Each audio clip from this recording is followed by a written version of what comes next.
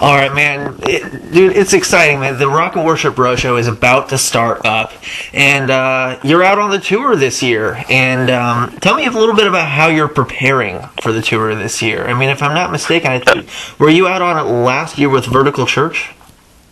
You know, I was not actually. So this is my first tour of this magnitude, truly. I've been out for a couple weeks with Vertical, and honestly, I'm just practicing my songs. I'm trying to get to be 100% honest, I'm trying to get my workout routine and my food intake stabilized, so that when I get on the road, I'm not just a junk food maniac. Smart idea. So yeah, and really just thinking about, I've never been on a tour that is so kind of dialed down to the minute. So I'm really trying to just make every second count, and just make it something interesting for the time that I have everybody's attention. Yeah, from what because I've been to the roadshow a couple times, and from what I can see, it's a very, very calculated tour, down to every detail. I mean, I almost think that they time each set, almost, it seems like, to make sure that everything's happening on time and to the minute. And that's exactly right. Everything is exactly. I mean, it's pretty. I mean, to the 12:03, 7:02, everything's kind of perfectly, which is fun. It's fun to be a part of something so kind of scripted that way. It's got to add a little bit of pressure, though, as well. I mean, especially totally playing at the beginning, early in the evening as well. You don't have as long of a set as you would like. Obviously, nobody has as long of a set as they would like on a tour like the Roadshow, because there's so many bands, there's so much music that nobody can play a 35-40 minute set like you normally would. Totally. Yeah, how do you deal with that pressure?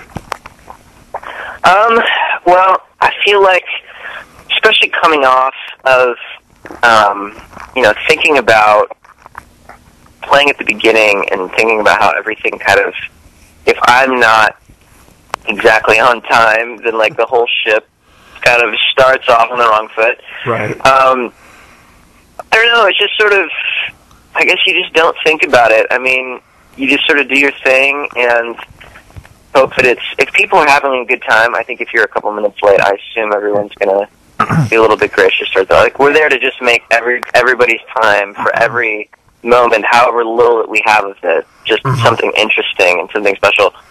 So I also go to a church, Harvest Bible Chapel, that sometimes, whenever we do Easter services or Good Friday services, we've got, 7 or 8 services with several thousand people coming, and we make those things quite to the nose, scripted-wise as well. So I feel like I've got a little bit of experience of just being able to harness the creativity and, really make it happen when it needs to. So I'm sure all that is going to come in handy. Yeah, and you mentioned training and making sure that, you're eating right and stuff like that. I mean, it's not exactly the shortest tour. And so, I mean, I would imagine that you have to, really, it's almost weird to think that you have to train to get ready for a tour, but you do, because it's so long. Is that weird thinking, all right, I'm going to go on the road, I'm going to play music on the road, I got to train? It is weird. It is weird. That's something I definitely, when I started playing guitar when I was 12, it's not something I imagined would be part of the calculation going on tour. But it's super necessary, mainly for not even for the physical exertion, but for the emotional exertion. If my body isn't, if I'm just kind of feeling like a slob, or I've just been, I'm nutritionally deficient, or whatever it is, then I feel like emotionally you get really tired, week 1, week 2, because it's every night of putting yourself out there for people, and, some nights go well, some nights don't, and you have to deal with sort of the aftermath of the psychological torment you put yourself through, oh, what if I should have done that, or what, So it's like, it's a whole mess of issues that can accompany a tour. Mm-hmm. And when I'm, you know, when I don't have to think about, okay, I'm feeling fit, I feel like I've got a routine for when I kind of do some calisthenics, or I've been eating well the last month or so, and I'm feeling good, then that's just one less thing to contribute to the potential exhaustion that accompanies it. Right. I mean, it's yeah, because I mean, when you're on the road that long, and the schedule is not an easy schedule either. I mean, not just getting ready for the show, but the daily schedule it can be tough. And I can imagine that if you're not, even if you're not just in shape a little bit, or if you're not, you know, if you're eating just pizza and McDonald's all the time, you know, because that's what it's easy. That's easy to get into that habit on the road. A week or two into it, you're going to be just almost ready to just go home. You know, you're not going to make it. Oh yeah, you'll be a wreck. Let's talk about Glass, the EP. Okay. It's been out since last year. Does it kind of play to your advantage having not having really a full length, but having an EP with the short set times on the road show? Because there's less material. Yeah, I suppose it's from. Right. And actually, I'm going to have my full length ready for the road show, so that's going to be an interesting thing. I'm going to have my full length is coming out in April, but I'm going to have actual CDs for the event. It's going to be kind of like, hey, this thing isn't released yet, but like I got permission from the label to sort of make some copies early. Awesome. Because it's done, and so I'm super excited about that. And yeah, I feel like the EP. The full length notwithstanding, I'm so proud of all those songs that I would play any of those songs, you know, for my 4-song set or whatever, right? And still feel like it was representing me well. So yeah, I do. I'm playing I Will Follow. I'm playing Stained Glass Windows, and then I'm playing 2 others from the full length. One called Nothing Better, and then another one called Every Little Song. Awesome. So I feel really great about my set. One thing I love about the Rock and Worship Roadshow is, you know, even if fans aren't horribly familiar with the music, because I mean, let's face it, there's always going to be a couple bands on the tour that fans aren't familiar with, you know, and I think Tadashi may be one of those artists this year. You know, it's maybe a rock artist, you know, stuff like that. But one thing I love is that even if they're not familiar with the music, if the music is strong enough and they're being reached spiritually, it doesn't matter if the songs are not. It doesn't matter if the songs haven't been released. If it's hitting them, they're gonna love it, and they're gonna get the same experience, but in a different way. Oh, that's cool. That's good to hear. Yeah, that's awesome. And I guess that speaks to the power of music in general. Like, if somebody comes with sort of an open ear to an event like this, then hopefully they're going to find something that's going to benefit them in a myriad of ways. So that's great. And they're gonna leave having a new favorite artist that maybe they weren't familiar with, that they didn't know was out there, you know? It's because, you know, people who are coming for Mercy Me aren't necessarily the same people coming for Tadashi, you know? People coming for Crowder aren't the same people that are coming for Group 1 Crew, you know? Right. So the people coming for Group 1 Crew may be coming for Tadashi, you know, stuff like that. So it's a really cool, I love how eclectic and diverse the lineup is this year. Because it's awesome. Who are you looking forward to seeing the most on the tour? I've never seen David Crowder Band, actually, so Me either. Or David Crowder, I guess. So I'm pumped to see him. I mean, he's a little bit of a legend these days, and especially for, I grew up playing his songs like in youth group. Yeah. So he's just sort of mythical almost at this point. And a lot of these guys I've had the privilege of hanging with and seeing and playing with Matt Maher. And I'm actually going to be playing with him a little bit during his set as well.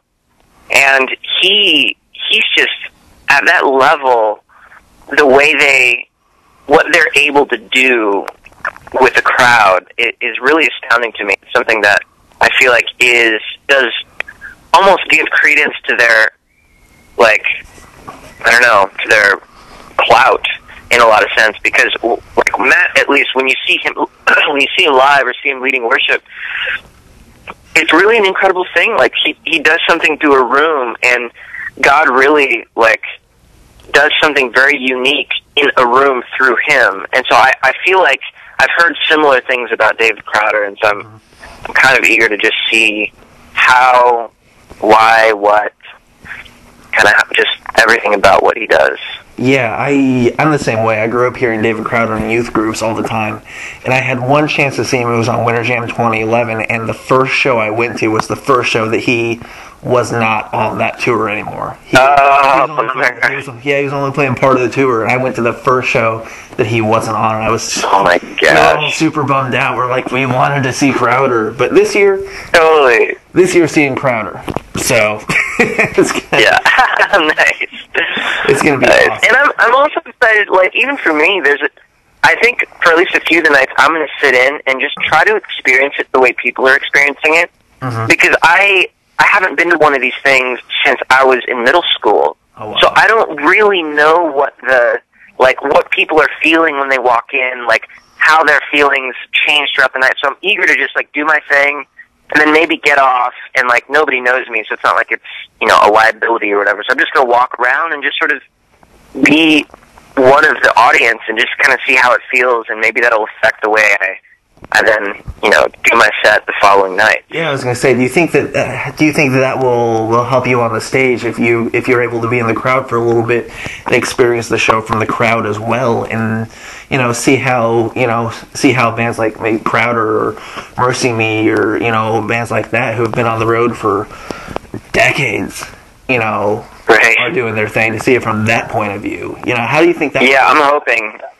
I'm hoping that it'll just give me like a more. There's so many things you can say and that you can do, so many tones that you can take with your, just with your presence on stage. That like I'm really just curious as to what scales at that level, because there's going to be 15,000 people at some of these venues. And I've never done anything like that. Like I played at Liberty University recently, and that was quite a few people. And you know, but I only, you know, it was only like 3 or 4 songs, and it was just a different beat. So I'm just curious as to what, especially because my thing is so folky and so singer-songwriters when I do it by myself. My wife is actually coming, which is great. She plays violin and sings with me. Awesome. And she's an incredible musician. So when her and I do our thing, it's a little bit bigger, but it's still like very much this like drawing people through subtlety and drawing people through this like by this intimate experience. And I just want to know if that's, you know, if that's the right angle to take. Not that I want to change who I am, but maybe there's a way to do that and still kind of play by the rules of, you know, the 15,000 person arena. So that's kind of what I'm curious about, is sitting out in the crowd and seeing how some of these other groups, because, you know, 4-hour show, everyone's going to try probably every different thing to get everybody's attention. So I'm just curious, like, man, especially how I'm sitting at the front end of things, like how is my involvement contributing, for better or for worse, to the remainder of the show. And so we'll see. Awesome. After the I know you got the full length coming out in April. After the road show's up, what's on the horizon for the rest of 2015 for you? Yeah, so road show's up, and then I think I get about 27 hours of rest, and then I go out with Matt Maher actually for about two weeks. Yeah, and then straight from that, I fly to a tour with Mercy Me for another couple weeks. And then after May, I come home May 2nd, and I'm not sure exactly. Actually, my wife and I are going to Europe in July. We love traveling, and we've just been kind of going crazy, like nonstop in our lives the last couple of years, so we're taking a little vacation in July. But besides that, I'm not sure. Okay. Christmas is spoken for. Christmas, I'm doing some shows with Amy Grant and Vince Gill for 9 days. Going on a little. They have like a Christmas tour that they do. But between May and December, I'm still trying to figure things out. A lot of things, I think my booking and my label, I think just trying to wait to see what happens, like with my full length, what kind of traction they can get and what kind of maybe tours they can pitch me for. I'm still at the stage where I'm happy to be opening for people. I'm happy just to be in front of new people every night. What's the name? What's the name of the full length going to be when it's released in April? It's called Little Songs. Little Songs. Awesome. Well, yeah, hopefully, yeah, go ahead. Hopefully that picks up some steam. I know Glass has been received very well. I Will Follow is doing really well and has been. People are loving that song, so that's gonna go over well, and hopefully the full length goes over just as well as Glass has. It's gonna be a great set. I'm looking forward to hearing it. So and seeing. Thanks, man. I really appreciate that. Man, dude, Jon, thank you so much for taking time today. I really appreciate it. It's been fun. Yeah, man, my pleasure. My pleasure. Hitting Bankers Life Fieldhouse on the Rock and Worship Roadshow, February 26th, with Mercy Me, Crowder, Tadashi, Group 1 crew. Everyone's on this tour, so make sure you check it out, everybody, man. Thanks again, Jon. I appreciate it.